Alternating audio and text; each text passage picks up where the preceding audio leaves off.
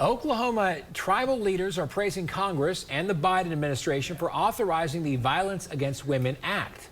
They say it closes a gap that made Native women and children more vulnerable to sex crimes.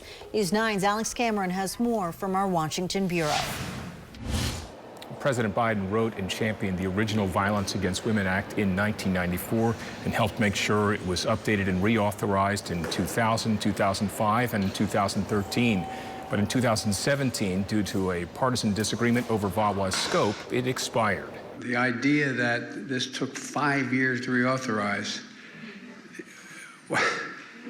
I was out of office those years. The reauthorized and expanded Violence Against Women Act was part of the omnibus spending bill Congress approved last week.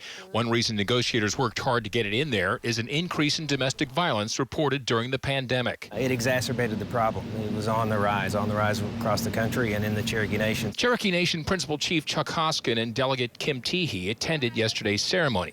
They say the tribe's taken steps internally to address that problem. But the significance of VAWA's reauthorization is now we have additional tools to put into action. To close the jurisdictional gap in certain circumstances. Teehee played a key role in VAWA's 2013 reauthorization, which for the first time gave tribal governments the authority to prosecute non-Indians for domestic violence against women committed in Indian country.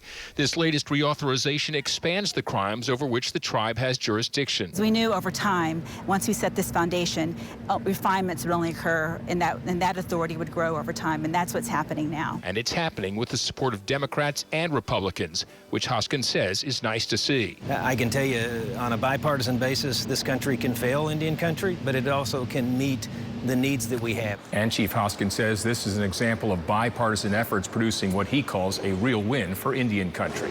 From our Washington bureau, I'm Oklahoma's own Alex Cameron.